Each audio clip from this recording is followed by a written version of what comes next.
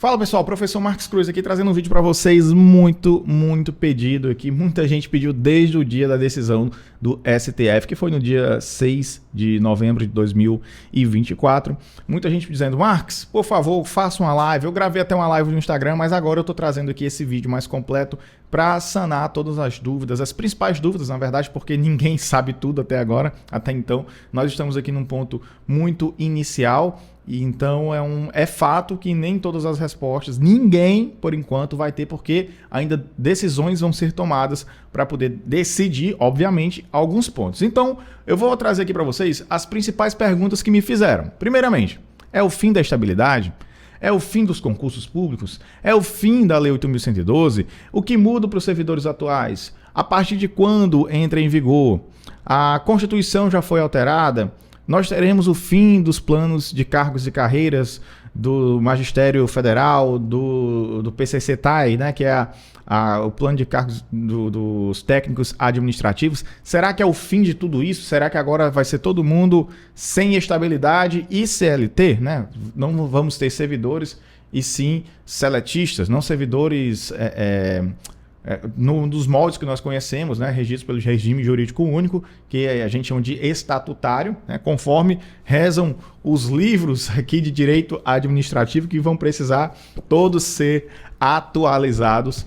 Então, é sobre isso que eu quero falar com vocês aqui nesse vídeo, tá? Então, se você ainda não é inscrito nesse canal, aproveita para se inscrever, deixar o seu like, clicar no sininho, porque aqui eu trago muitas novidades sobre o mundo do concurso, especialmente sobre concursos de institutos e universidades federais. Então, se você quer conhecer todos os nossos cursos, links aqui na descrição. E agora vamos lá para aquilo que interessa. Primeiramente, né, o que é que aconteceu com essa decisão do STF. O STF ele julgou uma ADI. O que é isso? É uma análise direta de inconstitucionalidade. Qual é essa ADI especificamente? É a 2135. Foi ajuizada em 99, porque essa emenda constitucional número 19 de 98, lá na época do governo FHC, ela veio ali com a reforma administrativa, né? Então ela queria e conseguiu fazer várias alterações, como por exemplo mudar o tempo de estabilidade de 2 para 3 anos, aconteceu aqui nessa época, né?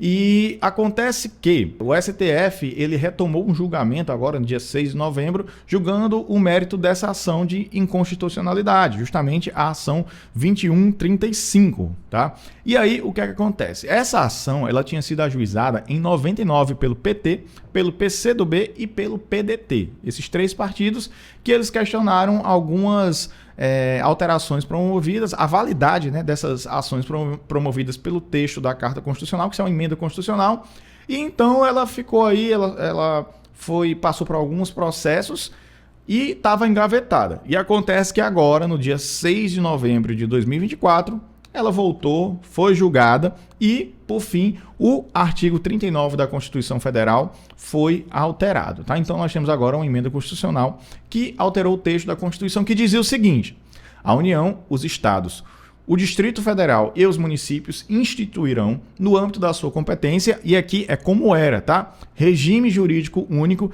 e planos de carreira para os servidores da administração pública direta, das autarquias e das fundações públicas. Então isso aqui é o que nós tínhamos até o dia 6, né? Até um determinado horário do dia 6. E agora, o novo artigo 39, ele fala o seguinte: a União, os estados, o Distrito Federal e os municípios instituirão Conselho de Política de Administração e Remuneração de Pessoal, integrado por servidores designados pelos respectivos poderes. Percebam que no texto nós não temos mais, no que tange, né, a obrigatoriedade do regime jurídico único e planos de carreiras para os servidores da administração. Ou seja, ele fala que agora nós teremos uma política de administração e remuneração de pessoal.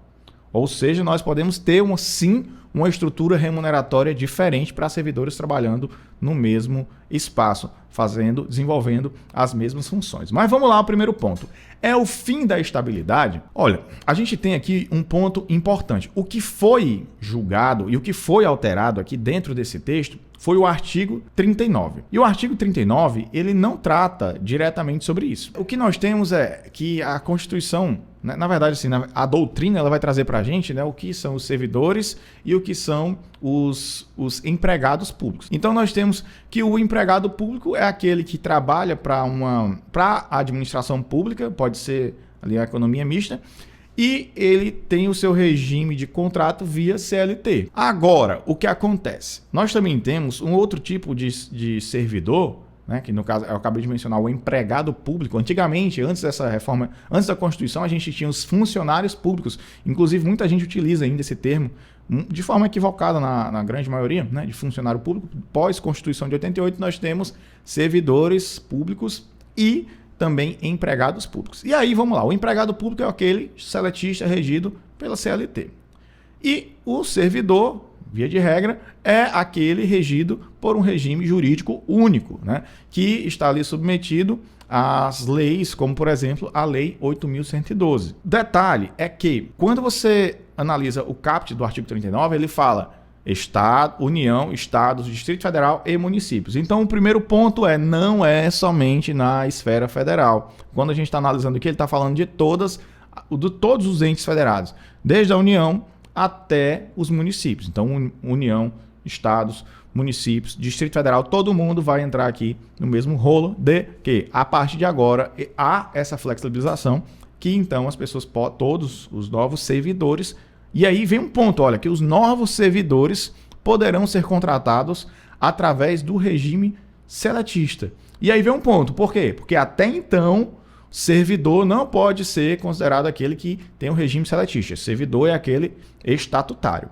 Então, com essa emenda constitucional, nós teremos uma mudança aqui nos livros do direito administrativo, provavelmente, porque você vai comprar no próximo ano, já estará atualizado dos grandes autoras, porque dentro do texto agora não está claro, tá? Ninguém ainda consegue afirmar isso 100%, mas, ao que parece, nós teremos o servidor público regido pela CLT.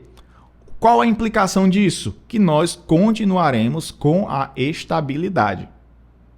Tá? Se agora o servidor pode ser contratado via CLT, nós temos automaticamente que o servidor vai ter todas aquelas condições que o servidor antigo tinha quando era dentro do regime jurídico único. Todas não, tá? Eu vou até colocar uma ressalva aqui, tá? Por quê? Porque mudando a forma desse contrato, né, que é um ato administrativo, nós teremos aí também algumas consequências, tá? E vamos lá, é o fim dos concursos? Não. Tá? De forma alguma, porque mesmo para os cargos que nós temos hoje de empregados públicos, das empresas públicas, exige concurso.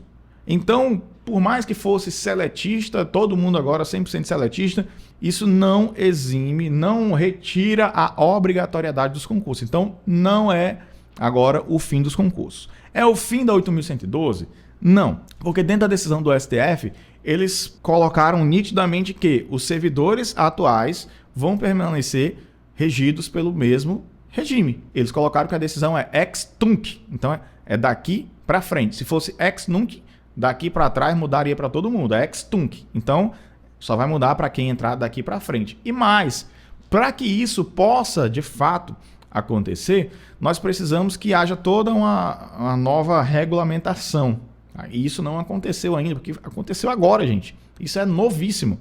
Então, os próximos concursos ainda vão acontecer, sendo regidos dentro da esfera federal pela 8.112, vai cair no seu concurso ainda nesse ano, no ano que vem. Então, não deixe de estudar a 8.112 pensando que, não, agora eu não vou mais estudar isso, porque aquilo. Não, provavelmente a gente vai ter agora, além da 8.112, também a CLT para estudar para os concursos, tá? Então, não é o fim da estabilidade, não é o fim dos concursos públicos, não é o fim da Lei 8.112, tá? Então, o que muda para os servidores atuais? Esse é um ponto, né, que muitos têm dúvida.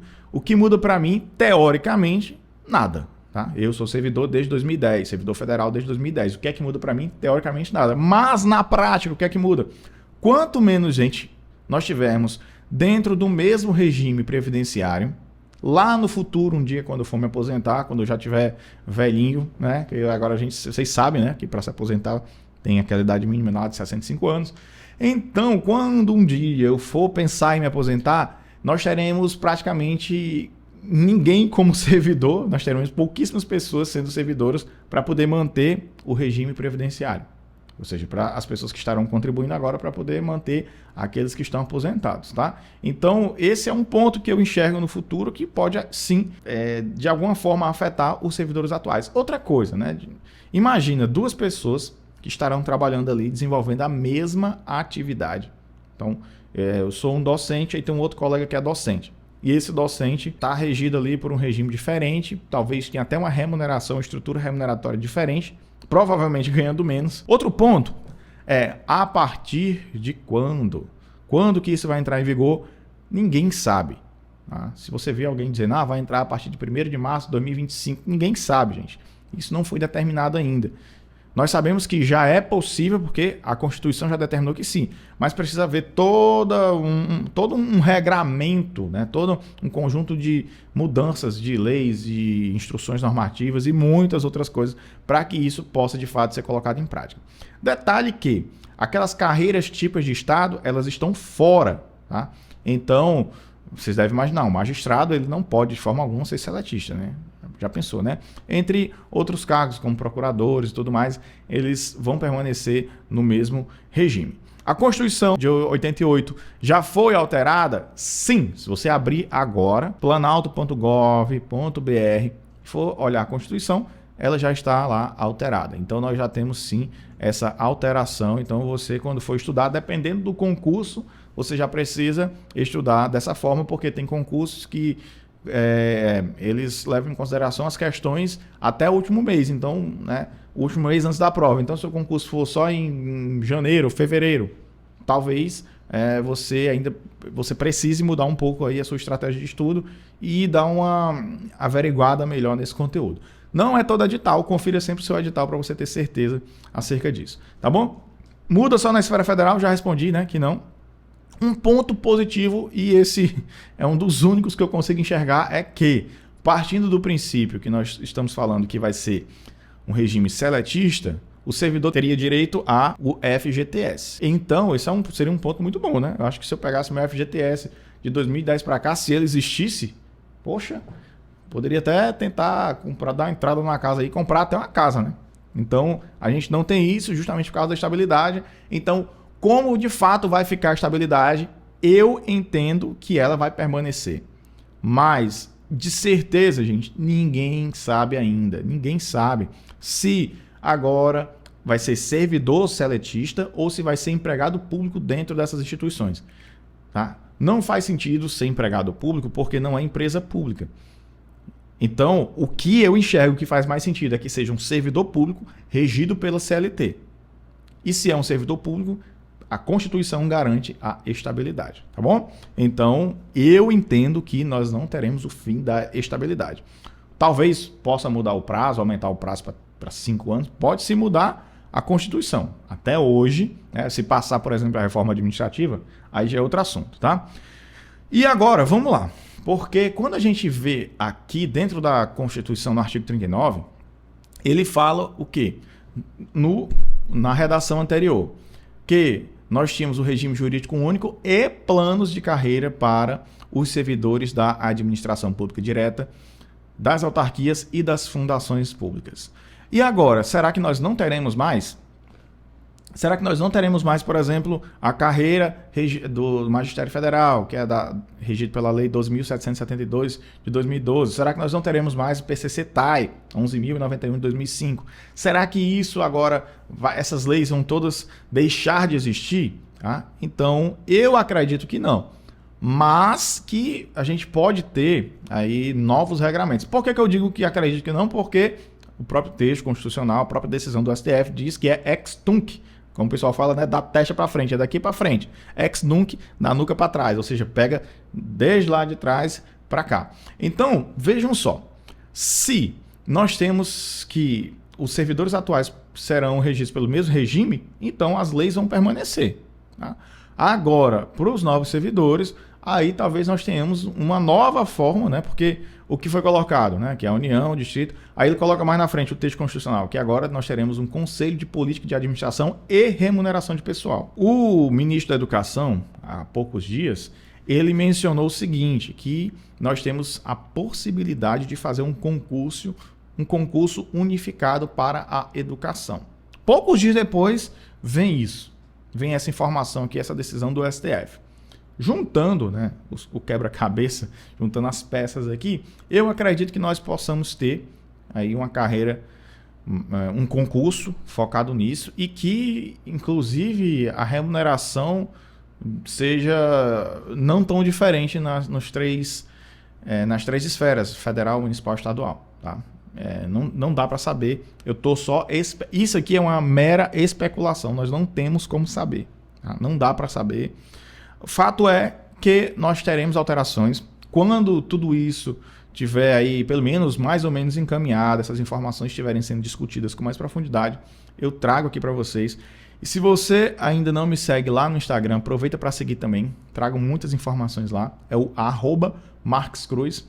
Aqui também eu faço live toda quinta, 19h30. Fica aqui comigo, que eu trago aqui o Estude Comigo, eu trago aulas, tem muito conteúdo no canal, nós já temos mais de 500 vídeos para você estudar. E além disso, também tem os meus materiais, você pode adquirir com os links aqui na descrição, tá? Como, por exemplo, curso de legislação focado em instituto e universidades federais. Por exemplo, tem o curso focado em prova de desempenho didático e a minha mentoria individual. Tudo aqui nos links na descrição.